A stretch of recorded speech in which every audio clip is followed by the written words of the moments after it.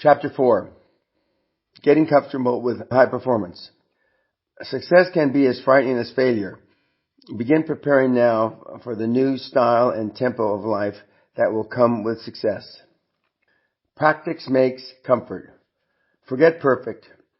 In an imperfect business world, even your sweetest, hottest deal is not likely to be perfect.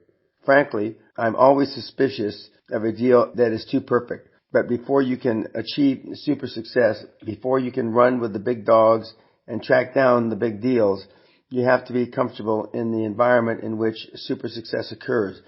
And that takes practice.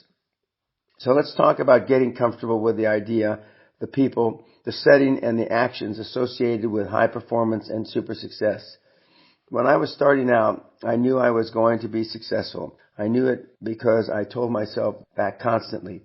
My success, really big success, was not some vague wish, some idle fantasy. It was my goal set in concrete, my inevitable destination. If you know you're going to a destination, it only makes sense to prepare yourself for your arrival. Let's use a parallel example to illustrate the point. If you were going to open a business in, say, Thailand, you would begin to prepare yourself well in advance. You'd learn how the culture and the climate. You'd study business conditions and the nature of the economy.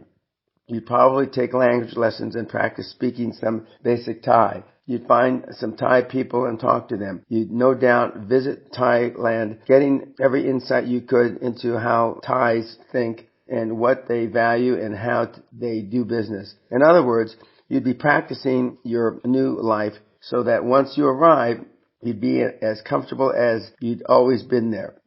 Super success is the very way, a different place with a different life that will be totally new to you. Your business will make different demands on your time and skills. You'll be moving in different circles of friends and associates with different interests than those of the present company you keep. So you need to begin getting comfortable with all these differences now. Expand your comfort zone. I mentioned Jim Newman in an earlier chapter. Jim, founder of PACE, was a brilliant man, a behavioral scientist whose message and motivation have had a profound impact on my life. In fact, for 20 years before his death in 1997, Jim was my mentor to me, a topic I'll discuss later. Jim originated the concept of comfort zone, a term which is now part of our language. An individual comfort zone is the area in which he or she performs most capably because the person is comfortable in that area, or at that level, or that intensity of activity or pressure. One's comfort zone is not fixed forever, like a locked thermostat. You can expand your comfort zone by pushing its limits, by having experiences beyond its perimeter. The problem with many people, mostly the doofuses who tell you that you can't do this or that, is that they stay encased in a limited time zone they've created just to continue to breathe.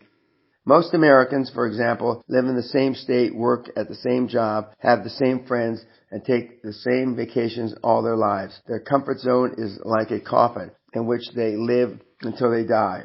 Since I knew my destination was to become a stratospheric success, I began preparing early. As I mentioned earlier, I joined a club I couldn't afford in order to hang out with retired CEOs who talked about the deals and intrigues of their careers. I bought a Rolls Royce and a Mercedes to see how it felt traveling in style like a super successful person. I drove around expensive neighborhoods looking at the homes, mansions, really, that I knew one day I could afford.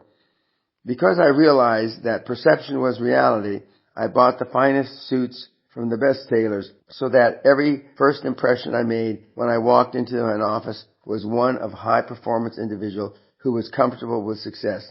In other words, I practiced being successful with as much determination as a world-class athlete practices his skills.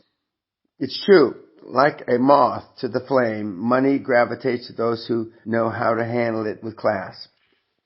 Beginning a high-performance super success is a learned behavior. When I was around high performers such as Costa Gauchos, I observed how they acted and reacted to the pressures and problems of business. I watched them stay cool under fire or go into a rage if more dramatic action was appropriate. Just as importantly, I listened very carefully to what they told me about the practices and politics of super success because I knew they had been there.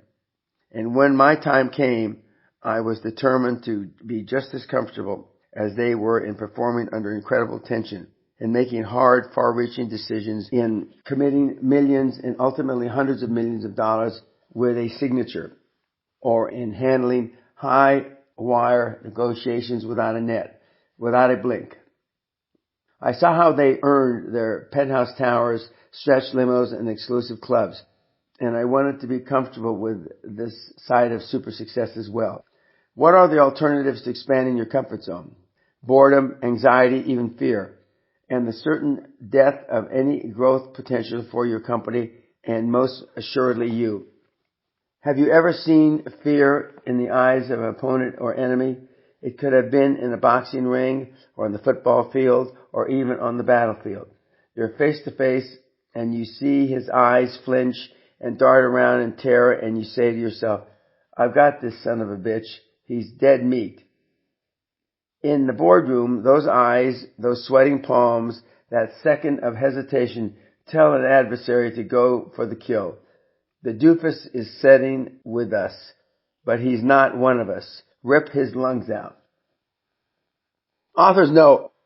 I say with a little chuckle in my voice that this is probably one of the best things that I ever learned from Costa Gratsos and some of my other senior colleagues about when you see a hesitation, you go for the kill. End of author's note.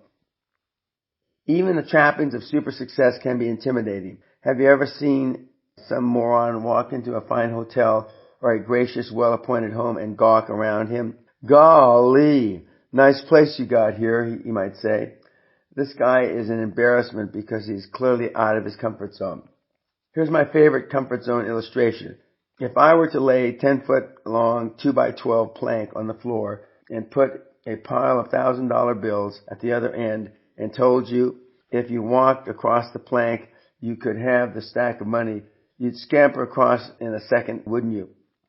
What if I took the plank up to the 3rd floor and stuck it out the window and over an adjoining building? Would you still cross over and pick up your money? Maybe. You might crawl over very carefully on your hands and knees. What if I took the plank to the 27th floor and stretched it across the narrow alley to a nearby building?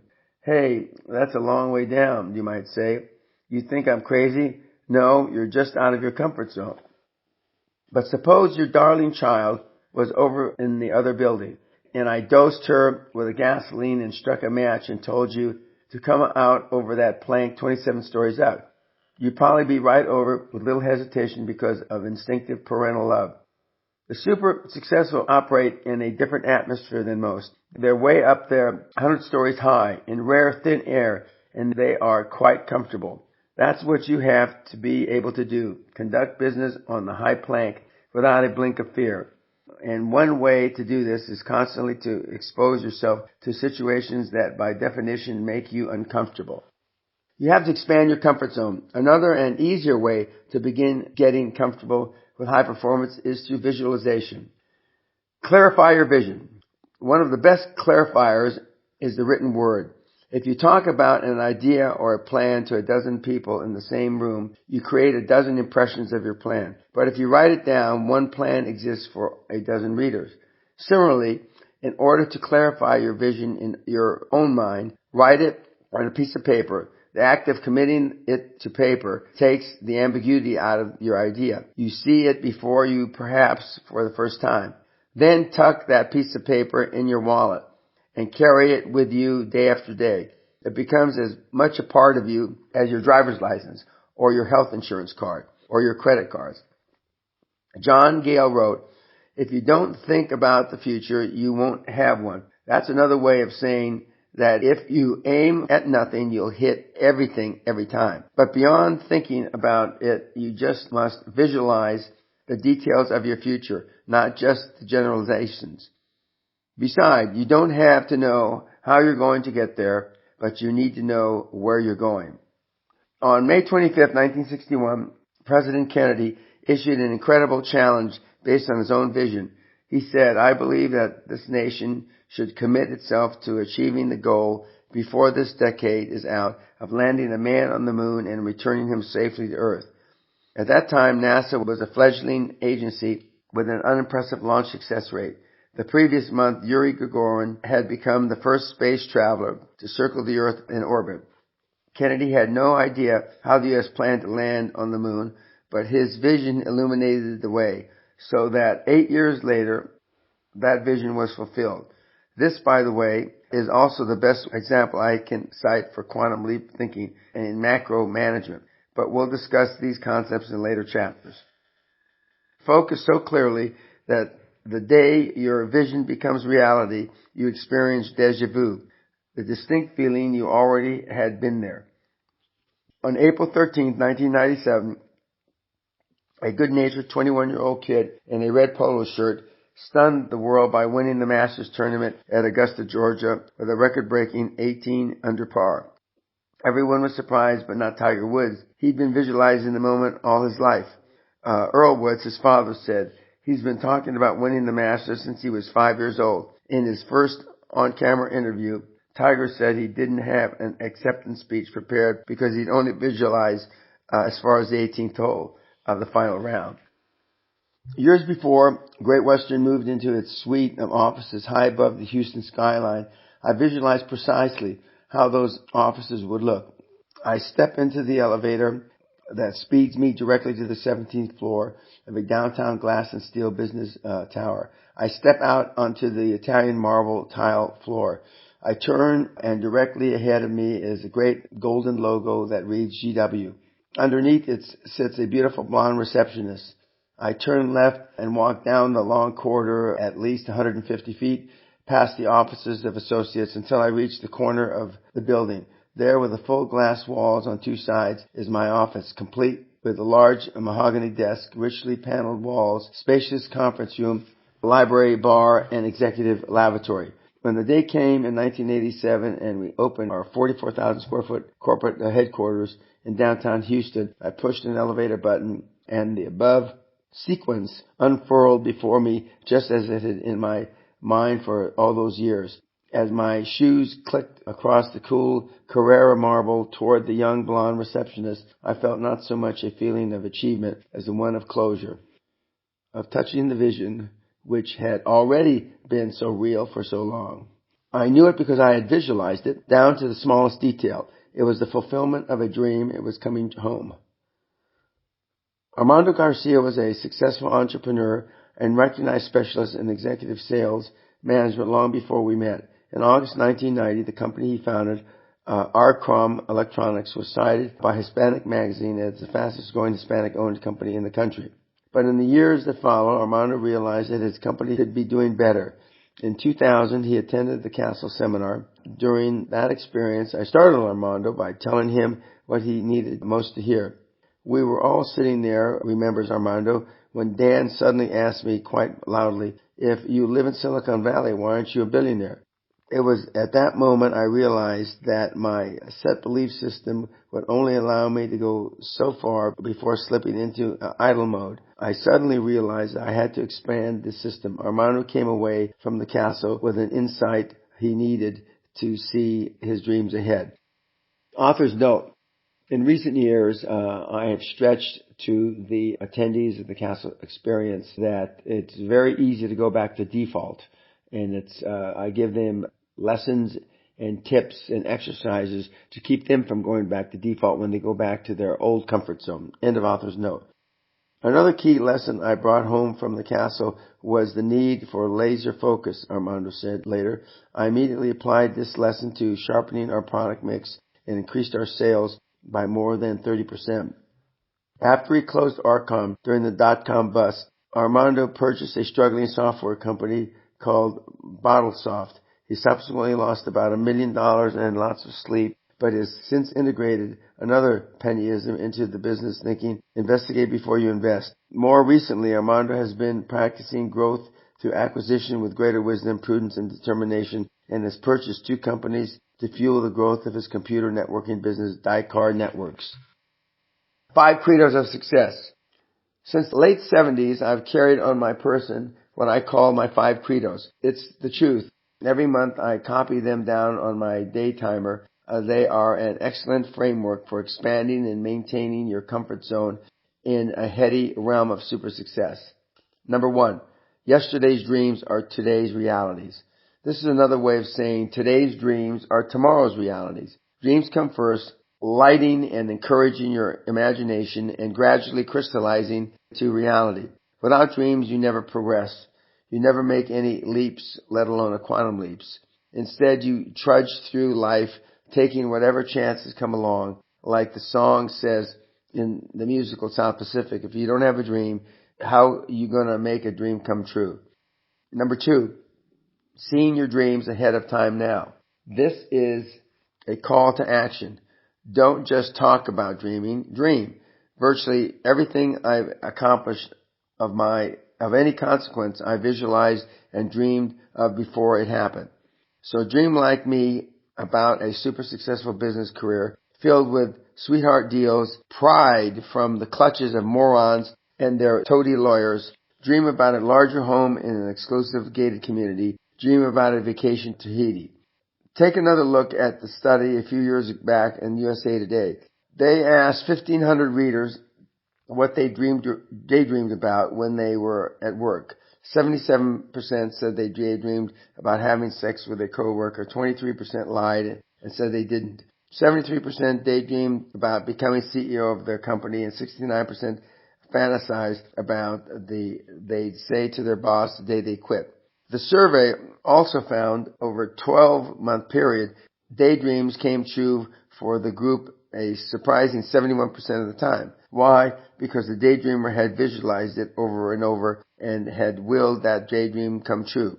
So take time to dream now so your daydreams have a chance of becoming fruition. 3, simulation, practice within when you're without.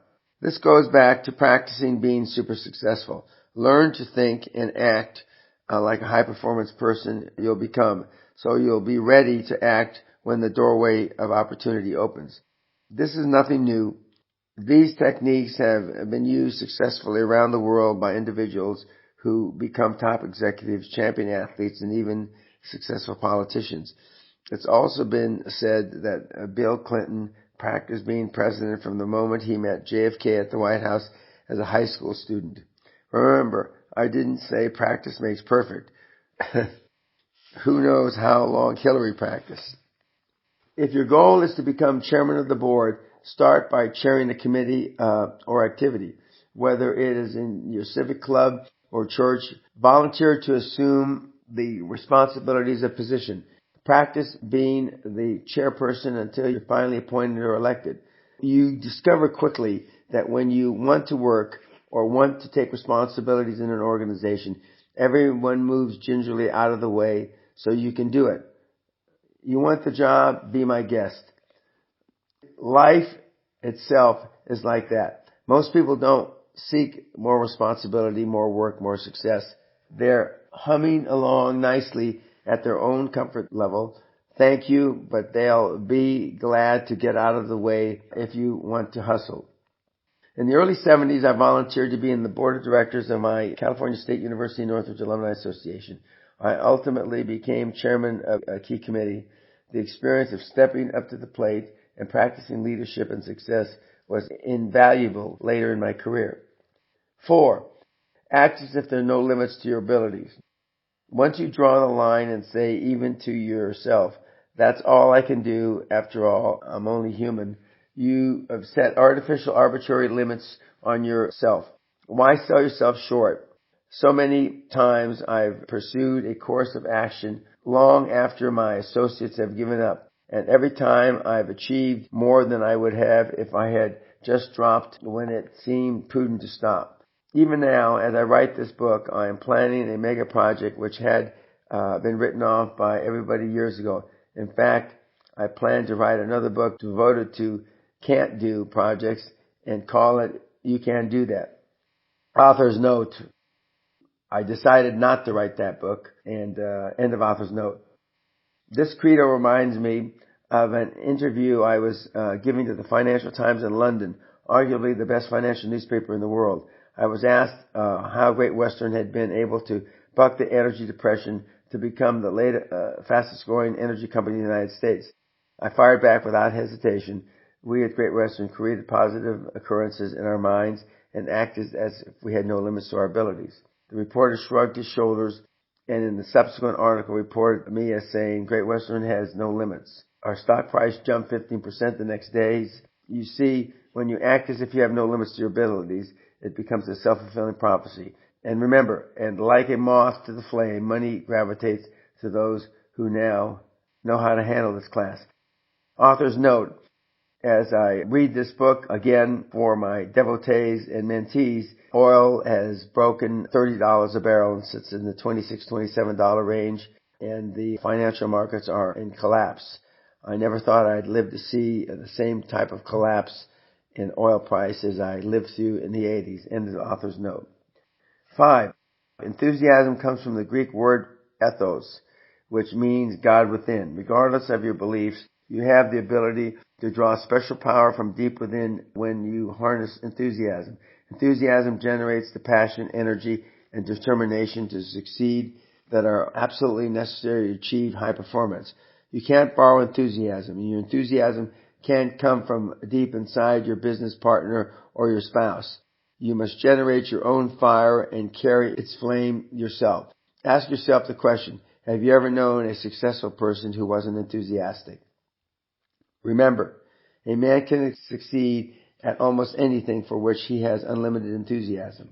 One of my most enthusiastic individuals I know is a Canadian named Andrew Reid. Andrew is a born adventurer and sportsman. In the early 90s, associated with the world's largest outdoor adventure company, he conducted executives into mountains and up the rivers in Canada. Always ready for the challenge, Andrew and his colleagues pulled together a dragon boat team in the summer of 2000 and just 3 weeks later captured gold in the 500-meter European Dragon Boat Championships. As Andrew sees it, every day is a race day.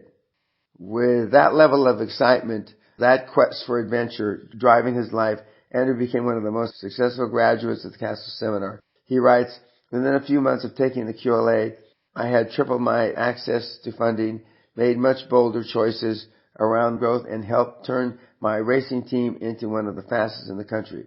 Today, Andrew is the biggest fish and CEO of Big Fish Interactive, one of Canada's fastest growing training and consulting firms.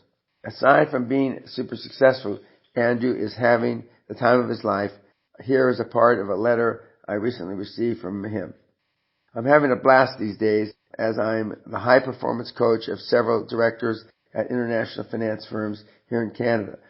These days I receive special invites to executive events to share my message for the positive competitive change. My approach has been training on entrepreneurial thinking at these finance companies. The past is over. Time for the new thinking model or just new behavior. The QLA program is a strong influence on these new thinking models. Having fun in this very interesting time, and the word is getting out. Today, Andrew is the biggest fish, the CEO of Big Fish Interactive, one of Canada's fastest growing training consulting companies. Author's note, a few years ago, I and my wife, Sally, flew to attend his wedding on an island off the west coast of Canada, and subsequent to that, a couple of years ago, he had his first baby. End of author's note. Mastermind networks, a synergy or silliness. It is fashionable in executive circles to participate in mastermind groups. CEO clubs or other rare atmospheric groups which meet and engage in mutual pontification and backslapping.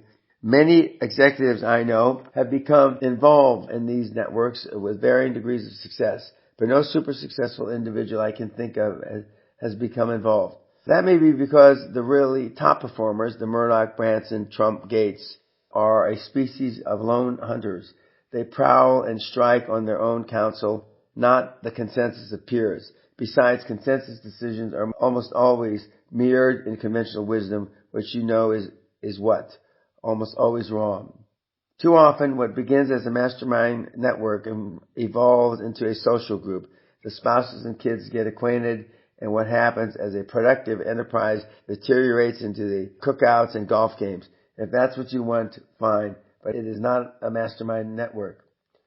With that caveat in mind, the rising top executives, entrepreneurs, or CEO can benefit from a mastermind group to the extent the other members have much to offer as they are willing to take from this relationship. In fact, if your mastermind group will work if your members bring to the group different areas of expertise. If your group consists of 5 number-crunching financial types or 6 executives from one industry, you've limited your base of expertise and potential from a wider perspective on problems you may be seeking answers to. Diversify your group. Bring in a retail executive, for instance, an electronic executive, a manufacturing person, a joint venturer, executives with legal, accounting, and human resource experience.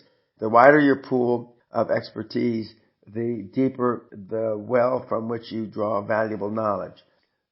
Your members share a similar level of experience. One superstar can outshine a room full of rising stars. If one of your members is so successful that he or she intimidates or dominates your discussions, your get-togethers become counterproductive. Participants are naturally going to be more comfortable and forthcoming around others they regard as peers. So are either all superstars or none. Your members work in the same general geographic area. You need to make getting together as convenient as possible, as you'll find members of the group hesitating to attend. Even in this age of cellular communication, many top executives consider travel time as lost time. Next, your members demonstrate a similar commitment. If one of your group frequently seems to be too busy, that's probably a code for, I just haven't got the time you want me to invest in this thing. Don't saddle yourself and the committed members with having to carry on an individual who is essentially dead weight in the group. Replace that individual. Next, don't select or gravitate towards one individual becoming chairperson of your group. In the ideal network, everyone is equal, with a responsibility for coordinating meetings and rotating as necessary. Your members must exhibit more traits of success than your own peers and contemporaries. Seek out the acknowledged achievers, the up-and-comers in your industry, firebrands who are hungry for success and who have ideas and energy to contribute to the network. If ideally you can bring together a select group of individuals who are including their own foundations of super success, every meeting can be an electrifying, synergistic experience. And exit the group if your growth process falters. No relationship endures forever, especially among a group of dynamic peoples such as you hope to attract. Interests wane, agendas change. When the nature of the group or the character of the meetings no longer seems to be in your best interest or worth your time and effort, get out. Probably no explanation will be necessary, but if you feel one is necessary, all you have to say is, I'm not going anymore. Mentors, a quantum leap in wisdom. The value of a mentor is perhaps the most universally acknowledged truth in the business world. A mentor, of course, is an individual who's been there, who's traveled the road you're embarking on, and sees the potholes and detours from the other side. A Chilean poet wrote, "He who has not been down the road does well to heed the traveler." Good advice. Yet very few aspiring entrepreneurs or executives ever solicit a mentor relationship. I've discussed this topic with countless senior executives, retired CEOs, and others who have experienced represents a storehouse of acquired knowledge and wisdom. Virtually none of them have ever been contacted about the possibility of becoming a mentor. Too often, perhaps, executives feel they would be imposing on the potential mentor. But the fact is that most successful seniors are only too glad to pass along their experience to younger people seeking the road of success. All it takes is a phone call, an introduction, and maybe an invitation to lunch, which you pay for. In a case, it needs to be said, after all, men and women of this stature are forever picking up the bill, and you want to experience with you completely painless. I've had 3 mentors during my career. Each one came along at the most opportune time for their special expertise to impact my life. The benefits I derived from their advice and counsel dramatically affected my life and propelled me toward super success. and I'll appreciate them and their contribution to what Dan Pena became to my dying day. I've already mentioned Jim Newman, the founder of PACE organization. In 1976, I had been a stockbroker for 4 years. I was 30-ish, making big money, and my career was stalled. I had skyrocketed in real estate and tasted enormous success by the time I was 25, but now seemed to be spinning my wheels, lacking the traction to leap forward. I had heard of Jim Newman's PACE organization. His message was endorsed by an impressive list of high-profile executive, politicians, celebrities, and even such personal achievement gurus as Dennis Waitley, author of The Psychology of Winning. So I thought, what the hell? The PACE seminar was another of those pivotal points in my life. Jim Newman showed me how to get my head screwed on straight for super success. His concept of the personal comfort zone has been part of my business thinking since the day I walked out of his seminar. One extraordinary mental exercise I use in negotiations is to determine the other party's comfort zone, i.e., what would they accept out of this deal in order to become comfortable with the consummation. When I find the perimeters to that zone, I picture it as a box. Inside that box are any number of deal possibilities. I could give the other party everything they want to my detriment and place an offer square in the center of their comfort zone.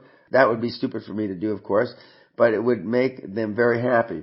Some business people, so eager to clinch a deal, aim for the center of the other guy's comfort zone and give away the damn store. I've done it myself back when doing a deal right now was more important than the terms of the deal. Instead, I usually place an offer at the uppermost limit of the other guy's comfort zone, at the very edge of what I feel he will accept. It works every time. He gets what he is comfortable with, and I get what I want. But even more important than a powerful negotiating skill, Jim Newman taught me how to expand my comfort zone so that I could move ahead rapidly and with solid direction toward my super success. I realized with clarity that regardless of my income, I had been sitting on dead center for years, not crystallizing the dreams I had dreamed for the rest of my life. It was shortly after the seminar that I joined Bear Stearns, where I found greater opportunity to expand my horizons. And after attending PACE alumni seminar in late 78, I left Bear Stearns to become an oil man and would propel me to super success in a life of the rich and famous. I've often returned to Jim's methodologies over the years. I recommend very few people in the personal and financial development business, but he is one. He was truly a grand master teacher of motivation, and I'm proud today I'm out of Jim Newman's PACE stable of mega successful. Until his passing, Jim lived in the semi-retirement hills of North Hollywood, occasionally holding a seminar or consulting with selected corporate clients. I cherished his friendship. The next mentor was an oil man named Jerry Norman. It was the late 70s. I was in the oil industry and it was in chaos. My favorite condition for an industry, remember? Pat Kennedy and I had formed our relationship to capitalize on energy crisis by building an integrated oil company. The federal government, in order to encourage oil exploration by every moron with a drill bit, was granting special dispensation for small refiners producing below 50,000 barrels a day. We used the money we made in refining to help build our energy conglomerate. The hills were alive with the sound of drilling, but wildcatting, the business of independent oil exploration production, is a risky venture. Just like the gold rush days of the late 19th century, there was precious few glory holes and a shitload of dry holes. Probably 95% of wildcatters went belly up after dropping all their capital, and anybody else's they could lay their hands on down dry holes in the middle of nowhere. The big oil companies were making tons of money, of course. They jacked up the price of oil with the usual bullshit excuse of supply and demand and generated the funds to drill more holes than termites. If the big companies were the battleship of the oil industry, the legions of wildcatters were the PT boats buzzing in and out, trying to turn a quick profit on the scraps and droppings that an ExxonMobil couldn't give a damn about. As a novice oil man with visions of becoming an oil tycoon, I was introduced to Jerry Orman, founder and chairman and CEO of Orman Industries, Dallas. Jerry could have been a prototype for Jack Ewing. His daddy was an oil driller, and he roughnecked in the oil fields from the time he was a teenager. By the time I met him, Jerry had operated rigs in Kuwait and Saudi Arabia, and out of an office in London, negotiated oil contracts across Africa from Egypt to Libya to Congo. Even more important, his company prospered during a period of plummeting oil prices. Although he was a world-class player in the global oil industry, Jerry took the time to guide me through the intricacies of the oil industry. He taught me how to pilot my own little PT boat among the big boys, picking and slicing my pieces of action in the chaotic arena. Hell, he turned a Wall Street stock peddler into a savvy oilman. Sadly, Jerry Orman passed from this earth in early 2004. Until his passing, he enjoyed retirement in Houston. He still did some consulting and remained a good friend. In fact, he was a second father to me. Out on the golf course, I bounced my latest schemes and ideas off Jerry. Even after 60 years in business combat, Jerry still had that fire in his belly. I've already told you about Konstantin Kostagratsos, Greek shipping icon, executive heir to the Onassis Empire, and leading actor in the world stage of larger-than-life personalities. And yet, he put his arm around me and brought me on to that incredible stage to learn a part for myself. By the time our paths crossed, Costa had made his fortune, and his name had helped the late Aristotle Onassis navigate the enormous empire through 100 crises with all the political skills of Bismarck, Metternich, and Machiavelli combined. After having succeeded and thrived in a world of assassins, he defined his friends by willingness to offer him three things: friendship in trouble, courage in battle, wisdom in rage. Costa died in 1981, but to this day I often think of him and the genuine kindness he showed me. His presence seems to stand beside me at every negotiating table and at the point of every hard decision. Often I ask myself, what would Costa say? The answer to my question is the answer to my problem.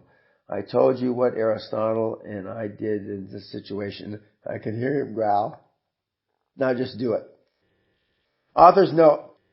I've elaborated a little on the just do it with my current saying of the last few years, just fucking do it.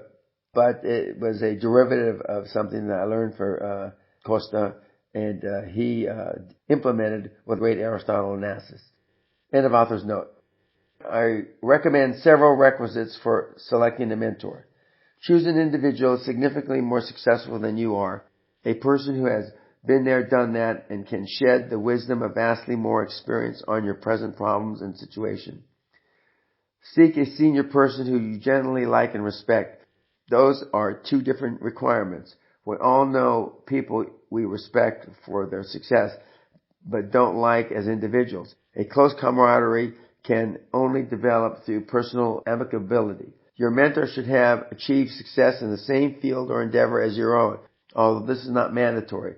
Often, the lessons you learn from your mentor deal with human relationships, decision-making, and financial strategies which transcend specific industry problems.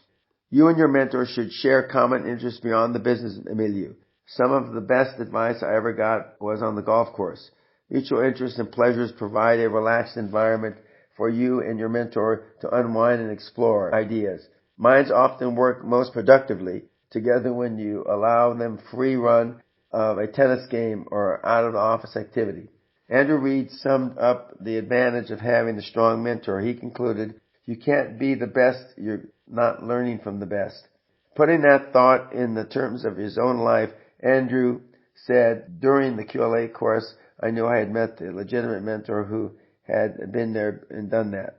With dance techniques, I found the tools to make my reality as big as my dreams. The best way to become a bigger fish is to be trained by one, and sometimes that resource is found in a castle.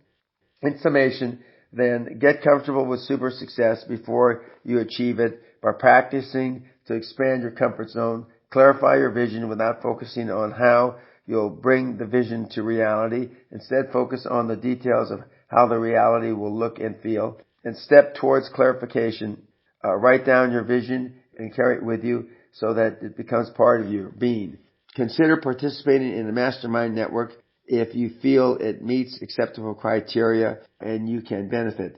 Then ultimately, don't hesitate to exit the group if your own growth process stops. Finally, seek out a mentor. Some of the greatest minds in the business world are available and would be delighted to become mentors if you pick up the phone. Author's note. My feelings about mastermind groups have even got more strong. You don't see hardly any high-performance people that participate in them. Eagles fly alone. End of author's note. Now that we've talked about how you can condition your own mind and prepare it for super success, let's turn to how you prepare others to see the same successful person you do when you look in the mirror.